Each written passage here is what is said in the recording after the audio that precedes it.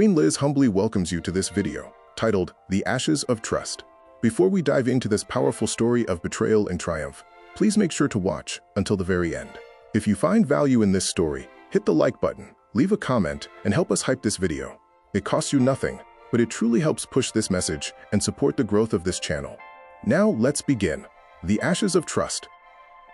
I stared at the untouched anniversary dinner, the scent of rosemary garlic chicken turning rancid in the stifling heat of our kitchen. Exactly 18 years ago tonight, I took Sheila to the town diner and gave her my varsity jacket. Tonight, she wouldn't even give me her eyes. "It's just one night, Sheila," I said, my voice cracking. 17 years of marriage, and I feel like I'm living with a ghost. She didn't stop packing the medical bag. Her hands, usually so gentle when typing up church flyers, aggressively crammed sterile gauze and pill bottles into the canvas pouch. "John needs his morphine, Dennis," she snapped, her back rigid. "He has nobody. God put this duty of care on my shoulders. Why must you make his dying days about your ego?"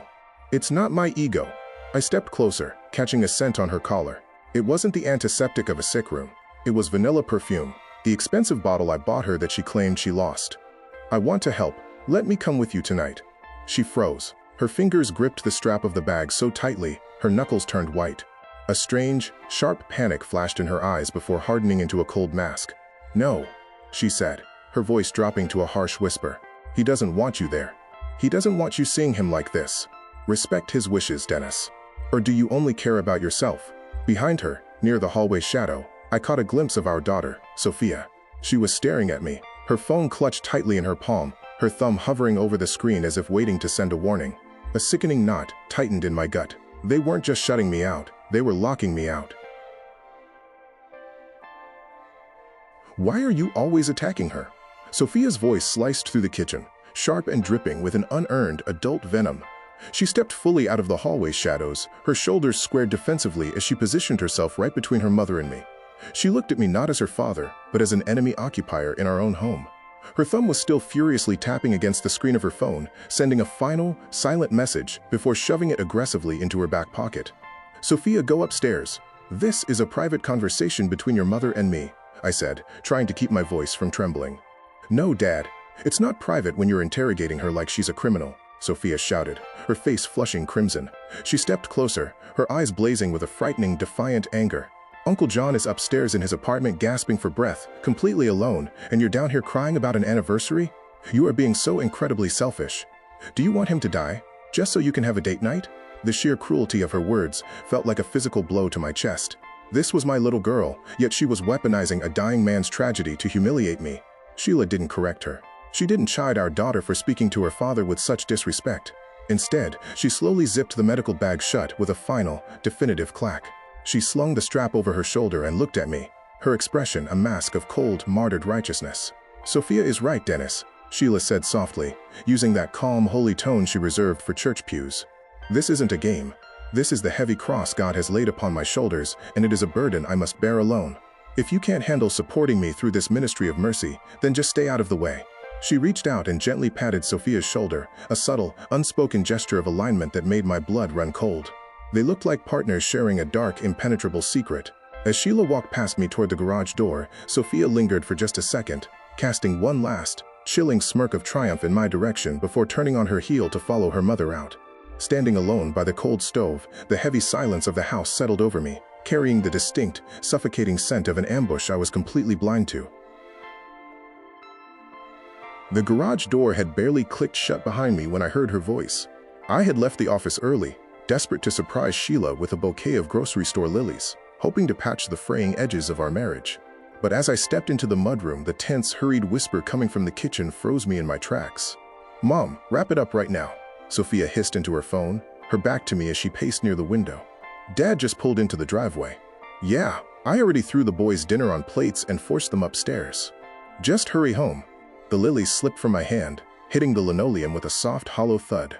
Sophia spun around, her eyes widening in pure terror as she choked on her own breath. She scrambled to shove her phone into her pocket, but the screen was still glowing. "Who was that, Sophia?" I asked, my voice dangerously calm, though my heart was hammering against my ribs. "Why does your mother need an early warning system to come home from caretaking a dying man?" For a fraction of a second, she looked like a guilty child caught in a lie. Then, her face hardened into something ugly, mask-like, and defensive. It was just Mom checking in. She lied, her voice rising to a screech. She stepped toward me, her hands balled into tight fists, aggressively trying to crowd my space. "You're tracking her. You're always tracking her like a psycho. You don't care that Uncle John is literally dying in agony. You just care about your stupid closeness and controlling everything she does. You're disgusting, Dad. Absolutely disgusting." She stormed past me, deliberately shoving her shoulder into mine as she fled toward the stairs. I stood frozen in the quiet kitchen, looking down at the scattered lilies on the floor. The boys were trapped upstairs in an engineered silence. My daughter was orchestrating a perimeter. It wasn't just a sick friend anymore. A toxic invisible web had been spun tightly around my entire home, and I was finally starting to feel the threads snap. The rhythmic, relentless ticking of the grandfather clock in the hallway sounded like a countdown. Tick, tock. Every second sliced through the heavy silence of John's dim apartment. I had slipped past the half-unlocked front door, carrying the fresh linens my mother had texted me to bring. I was supposed to just leave them on the kitchen counter and slip back out to the car. I was supposed to be the good daughter, the loyal soldier running interference so Dad wouldn't suspect a thing. But the silence in the back bedroom was wrong. It wasn't the heavy, medically induced quiet of a dying man. I took a hesitant step down the narrow, carpeted corridor, the floorboards groaning beneath my sneakers. The door was cracked open an inch. A sliver of amber light cut through the darkness, illuminating the dust motes dancing in the air. Tick, tock. I looked through the gap, and my breath instantly caught in my throat. The laundry basket slipped from my white-knuckled grip, dropping silently onto the plush rug. John was there, frail and skeletal under the white sheets, his chest rising and falling in shallow, ragged gasps. But my mother wasn't checking his IV or adjusting his oxygen tank. She was sitting on the very edge of the mattress, leaning over him. Her fingers were tangled tightly in his hair, her face buried in the crook of his neck, as he whispered something into her ear that made her let out a soft, breathless laugh. It wasn't medical care. It was a sanctuary of betrayal.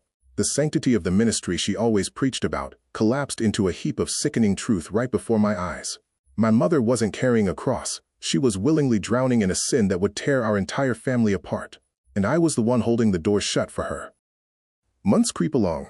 The time spent into betrayal became a routine. Up in the morning, breakfast, silence from Sophia, hesitance from the boys. Unhappiness and lies fill the spaces left by Sheila's betrayal and absence. And on the 6th month, John unceremoniously dies, leaving our friendship broken, and Sheila with a parting gift. The heavy scent of frankincense and damp coats hung thick in the air of the church basement. I sat on a hard folding chair, flanked on all sides by the formidable wall of my family and Sheila's. At the center of the room sat Sheila, her hands resting over the undeniable swell of her stomach. John's child. Pastor Thomas leaned forward, his heavy, silver-ringed hand pressing firmly onto my shoulder. It felt less like a blessing and more like a physical anchor keeping me pinned down. "Dennis, brother, we know the thorn that has been driven into your side," Pastor Thomas murmured, his voice dripping with that practiced, stage whisper empathy. "Sheila has stumbled. She has confessed her weakness during a time of immense grief.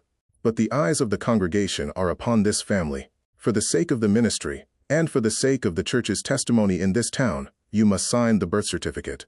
You must cover this transgression with grace." "Grace?" I rasped, the word tasting like ash. I looked at my mother, Elizabeth, who was frantically nodding from across the table, her eyes wide with a panicked obsession over our family's social standing. "Dennis, please," my mother pleaded, her voice trembling.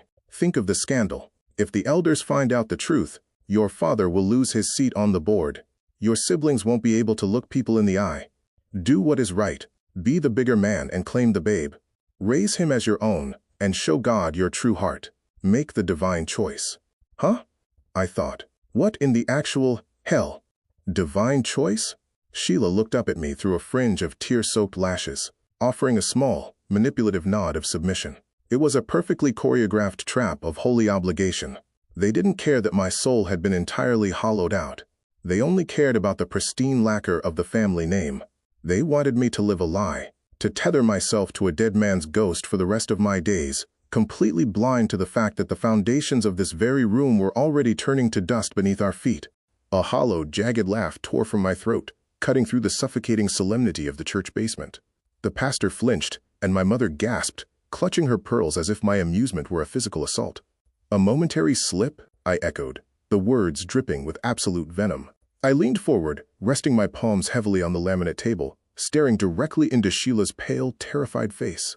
A lapse in judgment while holding a dying man's hand? Is that the fiction you peddled to the elders, Sheila? Is that the lie you're using to dye your white dress holy again? Dennis, please, Sheila whispered, her eyes darting anxiously toward the family members flanking her. We are in the house of God. Don't do this. No, let's talk about what happened in the house of God, I snapped, my voice dropping to a dangerous, vibrating register. I slowly turned my head, letting my gaze slide past my weeping mother, past my stoic brothers, until it landed squarely on my eldest daughter. Sophia sat frozen at the end of the table, her fingers nervously picking at the hem of her cardigan. Why don't we ask Sophia how long this moment actually lasted? I said, pointing a rigid finger directly at her. The entire room went dead silent. The ticking of the wall clock seemed to amplify, filling the vacuum of our shared breath. Sophia's face instantly drained of color, her eyes widening into pools of pure panic. She looked at her mother, then back at me, her lower lip trembling violently. Dad, I don't know what you're talking about, she stammered, her voice cracking. You know exactly what I'm talking about, Sophia, I said, stepping away from the table, closing the distance between us like a predator cornering its prey. Tell the pastor about your little schedule. Tell your grandmother why you always knew exactly when I was coming home. She was the lookout, I roared, the words exploding into the quiet vault of the basement. I pointed a trembling finger right at Sophia's sweating face. My 16-year-old daughter ran interference. She watched the clocks, cooked the meals, and shoved her brothers into their bedrooms to keep the perimeter clear. She lied straight to my face so her mother could play caretaker and lover in a dying man's bed. A collective, horrified gasp rippled through the room. My mother slapped her hands over her mouth, her eyes darting between Sophia and Sheila in absolute disbelief. The rigid wall of religious family authority around us instantly began to fracture. Sophia, no, my brother muttered, shaking his head. Dad, stop it, please. Sophia finally broke, her voice escalating into a shrill, hysterical sob. Heavy tears spilled over her cheeks, smearing her makeup as she stood up, violently knocking her metal chair backward against the linoleum floor. She clutched her hands to her chest, trembling from head to toe. Uncle John was dying. He was in so much pain, and he was completely alone. I thought it was making his last days happy. I thought I was helping him. Helping him? I stepped closer, my shadow swallowing her completely. The sheer naivete of her defense was a sickening poison. You helped your mother rip my heart out of my chest, Sophia. But who was looking out for me? Your father. You wanted to play an adult business, orchestrating an ambush in your father's home. Now look at me. Look at what your choices did to your father. Sophia collapsed back into her hands, her body racking with violent, uncontrollable weeping. Beside her, Sheila reached out to grab her arm, but the family members who had just been defending them slowly began to pull their chairs away, leaving the three of us isolated in the center of the room. Dennis, hush now. The walls have ears. My mother, Elizabeth, lunged across the table, her manicured fingers gripping my forearm with a desperate, crushing strength. Her eyes weren't filled with sorrow for my broken heart. They were wide with the frantic, calculating terror of a woman watching her social standing burn to the ground. Think of the church board. Think of the shame on our family name. We cannot let this get out.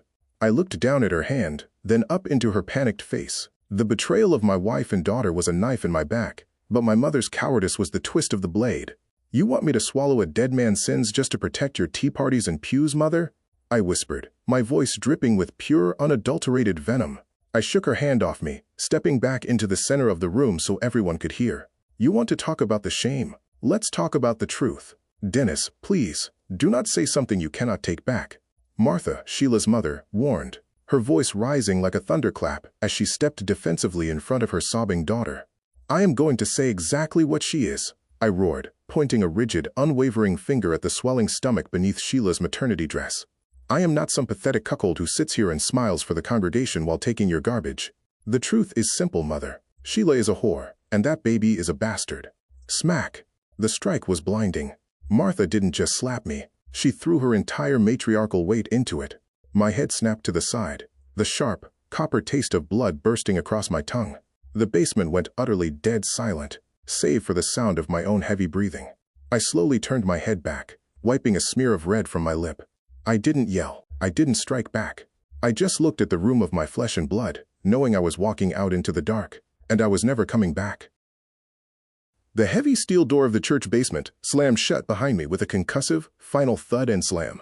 The sound echoed like a gunshot in the empty brick stairwell, completely severing me from the hysterical weeping of my daughter and the panicked shouts of a family obsessed with appearances. I burst through the exit doors and walked straight out into the black, torrential downpour. The rain hit me instantly, cold and unforgiving, soaking through my dress shirt and flattening my hair against my skull. I didn't care. I didn't even run for the car. I just walked, my leather shoes splashing heavily through deep puddles in the empty asphalt lot. My cheek was still throbbing, burning hot from the force of Martha's slap, but the physical pain was a distant, dull hum compared to the absolute void opening up inside my chest. I wiped a mixture of rainwater and metallic-tasting blood from my bottom lip, staring blindly at the blurry yellow streetlights ahead. 17 years. A lifetime of prayers, Sunday dinners, and shared beds. Gone. Ripped away not just by an old friend who claimed to love me, but by the very daughter I had stayed up late nursing through fevers. Sophia's tear-stained face flashed in my mind. Not a victim, but a co-conspirator. I pulled my car keys from my pocket, my hands shaking so violently they slipped from my slick fingers and clattered onto the wet pavement. As I dropped to one knee in the dark to grope for them, the crushing weight of the truth finally settled over me. I had no wife. I had no daughter. I had a family that preferred a beautiful lie over a broken man. I had absolutely nothing left. As the engine finally cranked to life, the headlights cutting through the sheets of rain, a dark, terrifying thought took root in the shadows of my mind. A whisper that maybe the rain shouldn't be the only thing that stopped tonight. The amber liquid swirled in my glass, catching the dim neon light of Arthur's office. I reached for the bottle of bourbon again, my hands trembling, but a heavy, calloused hand clamped down over the neck of the glass, stopping me cold. "Put it down, Dennis," Arthur growled, his voice a gravelly bark that cut through the alcoholic fog in my brain. He leaned across the mahogany desk, his sharp eyes pinning me to the leather chair. "You think drowning yourself in a bottle is going to erase the smell of that church basement? It won't. It just makes you an easy target." "I have nothing left to give, Arthur," I whispered, staring at my own hollow reflection in the glass. "They took my daughter. They turned my own flesh and blood into a weapon against me. I'm completely empty." "Then find something," Arthur snapped, slamming his fist on the desk. The legal pads rattled. "Because if you sit here and drink yourself into a gutter, Sheila wins. She gets to play the holy martyr who survived a toxic husband, and the court will hand her your sons. Cameron and Stephen are upstairs in their rooms right now, waiting to see if their father is going to fold or fight. Are you going to let her corrupt them too?" The mention of my boys felt like a jolt of electricity to a dying heart. A dark, protective spark flickered in the void. Arthur was right. The battle lines were drawn, and if I didn't stand up now, the poison would take everything I had left. "Dennis, please."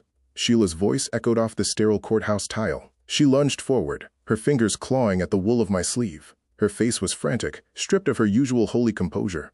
"Don't do this. Don't unravel our entire life. We can work past this betrayal, if you just listen to me. Save our marriage." I stopped dead in the center of the hallway. I slowly looked down at her hand on my arm until she flinched and pulled it back. When I looked up, my eyes were ice. "You aren't asking to save a marriage, Sheila," I whispered, the venom in my voice bouncing off the concrete walls. "There is no marriage. You are just panicking because the paint is peeling off." Sheila begs, through the words of her attorney, to save the marriage. The judge looks at her with pity. Sheila cries, "Your Honor, me and Dennis can find our way." Arthur interrupts. "Your Honor, there is no way back for this marriage. My client feels nothing but disdain for his current wife. The pain of her infidelity not only ruined this marriage, but my client as well." Sheila pleads, "But our church says..." I stop her. "Our church says I should raise a dead man's bastard." "Order!" The judge screams as he bangs, gaze fixed on me disapprovingly, and he continues. "Counseling for the couple is ordered. Maybe it could save this marriage. If not, it could put these two on the path to healing separately." Arthur looks at Sheila. "I hope you're happy. This won't end well." Court-ordered couples counseling hits me like a whip. For 3 weeks we have to do this destructive dance to have the final satisfying release of divorce. A divorce that can't come too soon for me. In our 5th or 6th session, I can't tell or remember which one, because I just want it to be over. Sheila pleads for reconciliation. I mock and criticize her. It becomes clear to the therapist that he is beating a dead horse when I say coldly, "Sheila, every time I look at you, I smell decay." My voice dead and level across the laminate table. Sheila flinched as if struck. We were trapped in our final mandatory session, but I didn't care about the court's rules anymore. "You are a parasite, Sheila. You brought arsenic into my home, and you used a dying man's bed to dissolve 17 years of my life." "Dennis, please." she sobbed, reaching out with trembling hands. God forgives. I am not God. I cut her off, my eyes ice. Beside us, the psychologist slammed his folder shut with a definitive thwack. He stood up, looking at Sheila with cold disgust. This therapist, who is trained to have patience and empathy, with great frustration, relented angrily. Enough. Stop, Mrs. Miller. This is not a marriage that can be saved. Mr. Miller has no more love for you, only cruelty and spite. Frankly, this marriage is not even worth saving, in my opinion. Dennis and Sheila, you both are dismissed. Finally, something I can actually get behind, I replied. Then, I stood up without another word, leaving her to drown in the ruins of her own making. I retreat for the solace of my home, to quietly and with great effort rebuild my life. I look and see my reasons to go on. My sons, they smile, a sight which fills my heart with great warmth, and more importantly, hope. Thanks for the weekend, Dad, Cameron said, throwing his heavy duffel bag over his shoulder. Stephen gave me a tight, brief hug around the middle. Anytime, boys. I'll see you next Friday, I replied, forcing a warm smile until the front door finally clicked shut behind them. It pains me to see them go, a little less now, because I know these boys, who did not participate in my betrayal humiliation. They loved me despite my brokenness and pain. After they leave, the quiet of the apartment rushed back in, heavy and thick. I turned toward the kitchen counter, my gaze locking onto the pristine white envelope resting against the fruit bowl. It had been delivered by the executor of John's estate this morning, a final ghost from the past now that the twins were born. My fingers felt numb as I slid my thumb under the paper seal. The crisp parchment crinkled in the silence, unfolding to reveal neat, legal handwriting. The nightmare was buried, but John's dead hands were still reaching out to touch my life.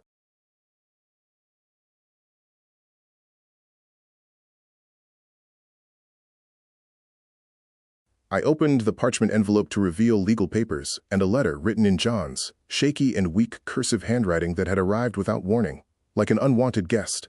I never meant to hurt you, John's written words pleaded from the page. Death makes a man desperate, Dennis.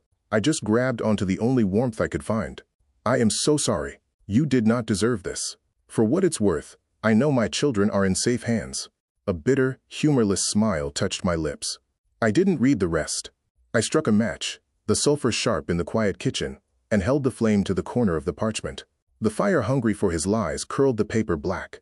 I dropped it into the iron sink and watched his final apology twist, glow, and crumble into gray nothingness. A crackle and hiss echoed from the sink where I'd thrown the letter. Then I whispered, "Ash," to the empty room. Just ash. Without a second thought, I forwarded the legal documents to my former in-laws, without reading them, leaving this chapter finally buried, with John, in my past, once and for all.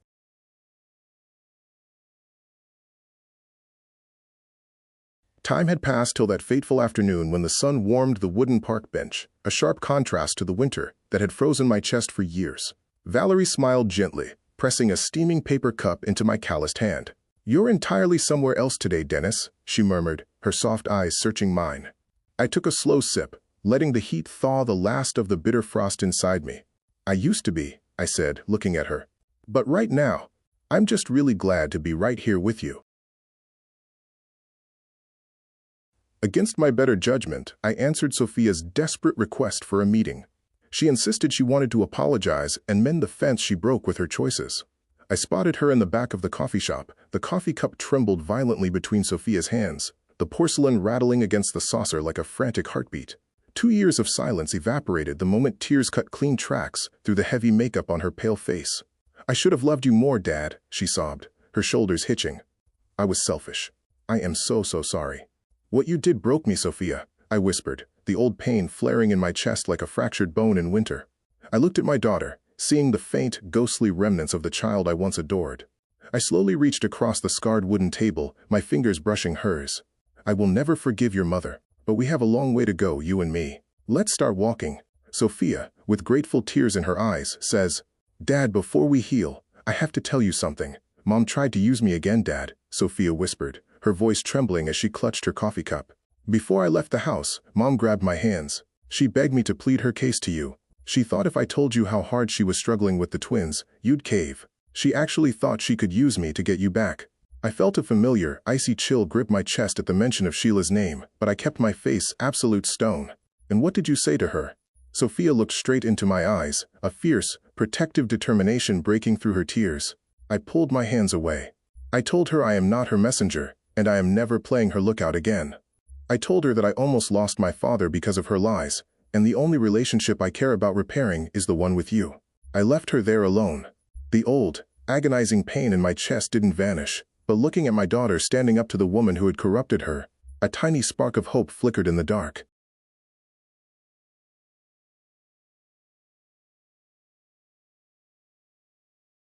The chapel doors burst open. Sheila stood there, frantic, flanked by her parents. "Dennis, stop!" Martha bellowed down the aisle. "Sheila is your true wife." Before they reached us, an impenetrable wall materialized. Cameron and Stephen, sharp in their tuxedos, stepped forward. Beside them stood Sophia, her jaw set in absolute defiance. "Don't take another step," Cameron warned. "You don't belong here, Mom," Sophia said, her voice cutting through the hysterics. "We are protecting Dad's peace today. Turn around, or I'm calling security." Martha's face flushed an ugly crimson, but Stephen blocked her path.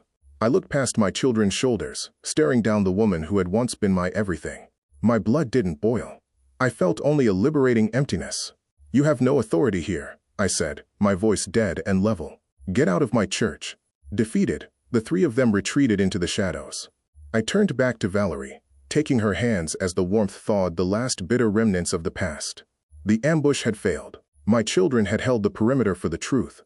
The warm summer breeze carried the sound of laughter across the lawn. From the deck I watched Cameron and Stephen toss a football, their chest passes crisp, while Sophia cheered them on from the patio table. The fracture in our family hadn't vanished, but we were learning how to stand straight again. Valerie stepped out beside me, her soft hand resting against the small of my back. She leaned in, pressing a gentle kiss to my shoulder before looking down at the bundle cradled securely in my arms. Our newborn daughter blinked up at the bright blue sky, her tiny fingers curling tightly around my thumb. The ghosts of the church basement, the smell of decay, and the ashes of the past were completely gone. I didn't need anger anymore. Looking at the beautiful life blooming right in front of me, I realized that surviving wasn't the victory. This was. A life overflowing with genuine love and built on absolute truth was the ultimate revenge. I breathed in the sweet summer air, closed my eyes, and finally found my peace. The end. If you liked this video and would like more content like this, please like, comment, and hype this and other Queen Liz videos. Also subscribe to the YouTube channel. It is free for you, and Queen Liz would be ever so grateful.